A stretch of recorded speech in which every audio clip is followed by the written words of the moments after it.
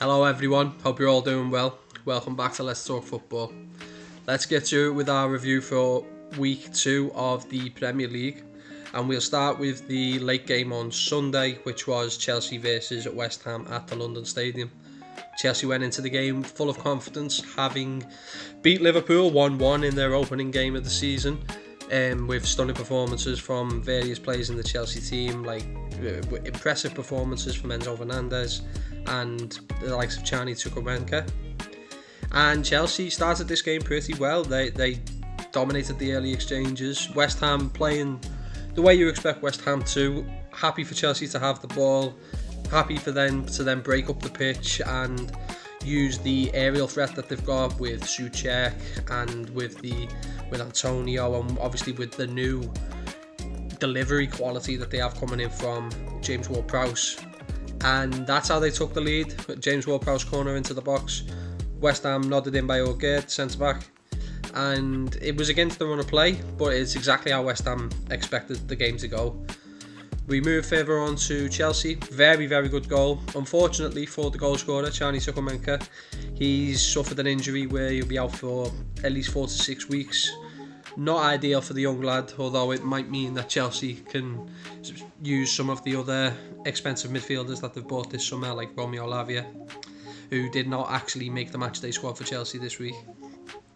Raheem Sterling then kicked into gear, and Raheem Sterling looked more threatening in this game as a winger running at defenders than I've seen him for a long time.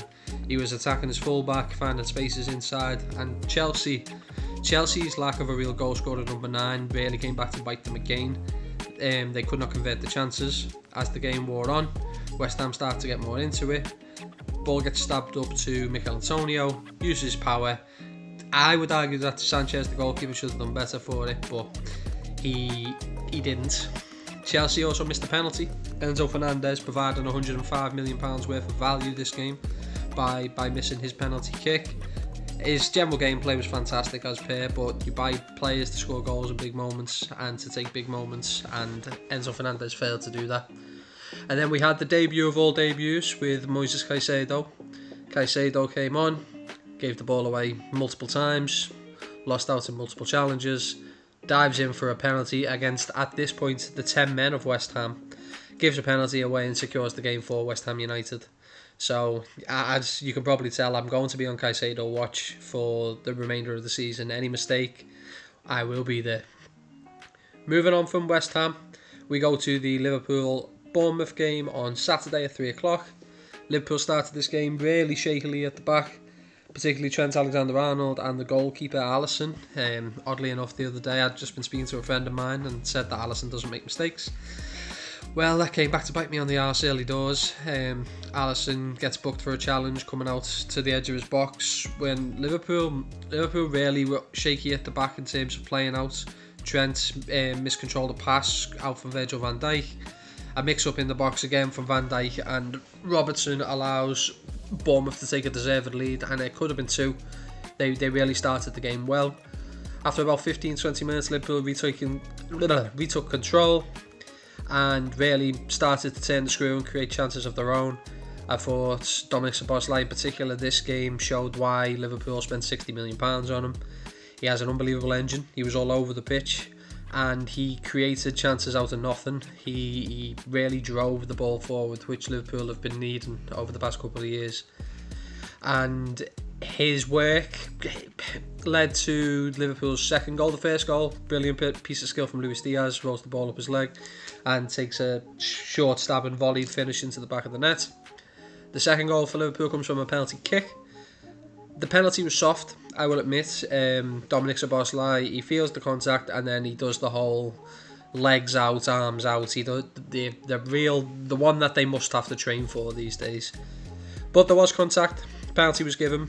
Mo Salah steps up, misses, I believe, his 3rd of his last 5, which begs the question: will Liverpool start to think about maybe moving the penalty taker on to maybe a Alexis McAllister or a Dominic Szoboszlai or maybe somebody else? But the penalty's saved, but Salah's lightning sharp to the rebound, 2-1. Second half, not much happening, and then the referee makes I'm going to say the referee, I'm going to give him the benefit of the doubt and say that he thought that the tackle was a lot worse than it was when he sent off Alexis McAllister. However, it goes to VAR and Paul Tierney, and I can't pronounce the man's name, so I'm not going to do it, but they both look at that decision and decide that it can't get overturned.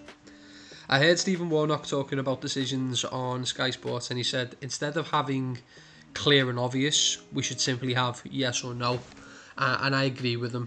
I think the fact that every person on the planet knows that that wasn't a red card other than the two people in the VAR booth, and they didn't even ask the referee to go over and have a look.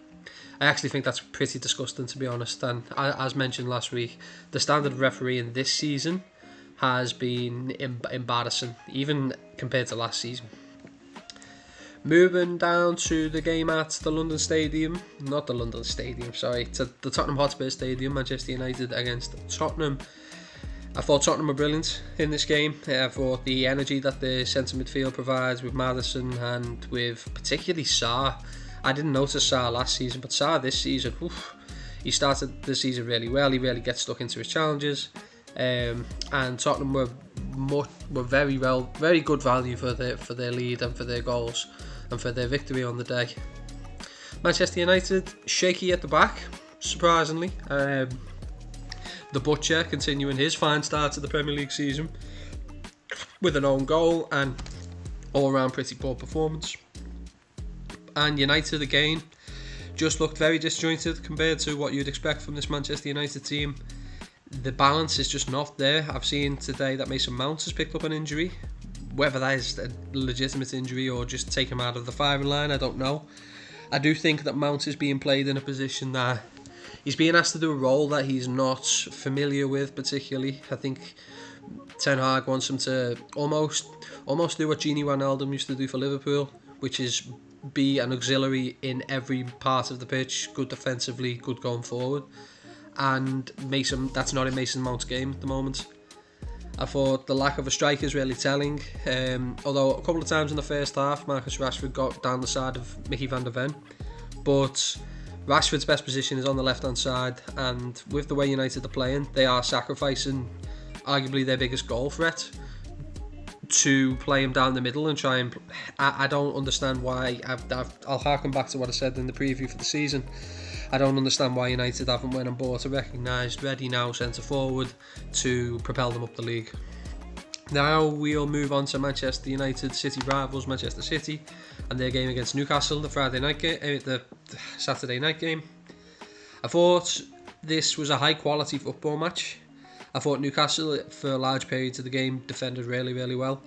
They were very calm in possession, happy to pass it out the back. But what Newcastle saw in that game is if you want to progress up the league table and play against Manchester City and beat Manchester City, which is very difficult, even especially at the Etihad, they have a fantastic record at the Etihad. But if you want to go and take points off them there, you need to have more of an attacking threat. And I thought Newcastle were pretty blunt in that regard. They didn't really get service up to the centre forward at Isak. Almiron is fine as a runner, but in games where you need a little bit of quality, I don't believe Almiron provides that. And I just think that Manchester City turned it on and moved the ball really well. Bernardo Silva played particularly well. Phil Foden played quite well. And yeah, I just felt like Newcastle was showing the levels there. And I feel like this is something that's going to happen to Newcastle quite often in Europe as well. They're going to see that if you want to compete with real top teams on a consistent basis, you need to be able to go away from home and play against these teams and take points, and you need to be able to damage these teams going forward, and I don't think Newcastle were able to do that. It'd be very interesting to see how they react, considering their next game. They have a very difficult week playing against Manchester City and then playing against Liverpool. It'd be very difficult. It'd be very interesting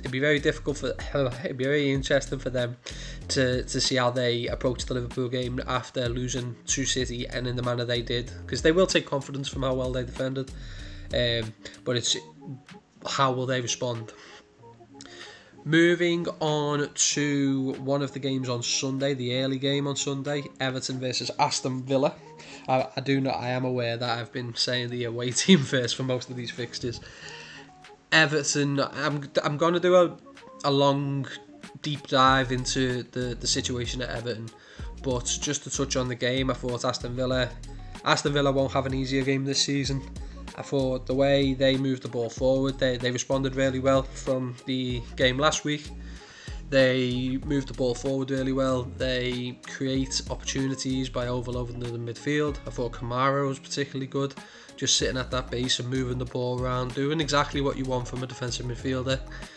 The other midfielders, John McGinn particularly, late runs into the box, can consistently providing and causing problems in the box, which allows the forwards, Bailey, Diaby, Watkins, it allows them to move around and really drag defences around. But Villa, if we're honest, didn't actually have to play well.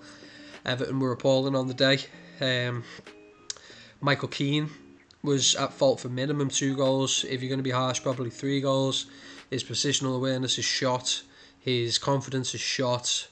And it surprises me that Sean Dyche, having went away from Michael Keane for the last 4 games last season, has went back to Michael Keane this season when they have the likes of Jared Branthwaite and they have an opportunity to go into the market. I mean, Johnny Evans was there. He's just signed for Manchester United. You can't tell me that Johnny Evans couldn't have signed for Everton and done the job. I do worry for Everton. I see them linked with a lot of forward players, which is fine. They do need to get much better going forward. I feel really sorry for Dominic Calvert-Lewin. I know there was a little bit of an interaction with the Everton fans, a little bit of booing. I understand their frustrations, but when you see a picture of his face, he's just one of those players at the moment who doesn't seem able to get any luck. And then to compound that later on, Everton lose Alex Iwobi to injury as well, although I don't know how serious that injury is. But yeah, Everton need to fix up and need to fix up sharply, otherwise it's going to be another long, hard season at Goodison Park. But as I said, I'm going to touch on that on a deeper dive video. Last thing I will say about the Everton game is going back to the referees and consistency. The Everton penalty that they gave away, I've seen multiple replays and I really don't think that there's a lot of contact there at all. And considering how hasty the referee was to give the penalty, when you compare it to the contact with the Onana penalty the week before, it's the lack of consistency is really disappointing. It's really disappointing. But no one will comment on this one because it's not Manchester United and because it's only Everton. So that covers that game. Now, Everton's next opponents are Wolves, who, after what was a fantastic performance at Old Trafford, where they may well have deserved to come away with more than what they did, this week was a harsh lesson for them against a very good, very competent Brighton side. I have to take a moment to talk about the goal from Mitoma. Unbelievable bit of play. Dribbling the ball from the halfway line, going in and out, beating his man, using that electric pace and finishing the ball really well. Brighton, the way Brighton play, the way Brighton develop chances, the way they develop players is just a joy to behold. They destroy teams with good quality football and it's really nice to see. I actually think Roberto De Zerbi by the end of this season will be probably seen as maybe the third or fourth best manager in the Premier League. Just the way they create chances, the way they find these players and use these players. Adingra again, great performance. Mitoma, great performance. Ferguson, Christ, if we think Moises Caicedo was expensive, the amount of money they're going to ask for, they're going to create a new number for Evan Ferguson when they're ready to move him on. And underratedly, at the back, they don't really put a foot wrong, or haven't really put a foot wrong at the moment. I know obviously more difficult games will come this season than Luton and Wolves, 2 teams that I predicted would be relegated, but Brighton have started the season really, really well. Don't let the scoreline fool you though. Wolves did have their chances. They've got a lot of players who will need their chances in order to score goals, unfortunately, and I think maybe they will have a couple of games where it completely clicks and they manage to put 3 or 4 past their opposition, hopefully starting next weekend. But I do think that they shouldn't be as worried. I know when the teams are down there, like I'll compare Wolves to Everton, for example. Wolves, the way they've performed in their first 2 games, I think they shouldn't be as worried about not taking any points as Everton should about not taking any points. I think Everton have looked poor, whereas Wolves have actually created some chances, and that game next weekend is already shaping up to be quite the 6-pointer. There are 2 more games to go. I'll go to the game at Selhurst Park on Monday night. Once again, marred by some interesting officiating. I thought Palace should have had a penalty. If the Arsenal penalty is given, I think that Palace should have had a penalty. But I do think that the red card for Tomiyasu was extremely harsh. I know his yellow card for the throw-ins was as a result of a series of long throws during the game that took a lot of time for the throw-in to happen. So he was more just a victim of the moment there. But the yellow card was very wishy-washy for the shirt pull. I don't really even think he pulled his shirt, but the referee gave it, and obviously they can't review yellow cards, so that suspension will stand. Arsenal haven't looked particularly impressive so far, but they've managed to take 6 points from their opening 2 games, which is something that champions do. Champions take points when they don't play well. Champions find ways to win at difficult grounds and on difficult occasions, and that's what Arsenal have done so far, so credit to them. Another good performance from Declan Rice in an Arsenal shirt. As you said, he is just going to perform at a 7 to 8 out of 10 rating every week, and it's going to bring immense value to this Arsenal team.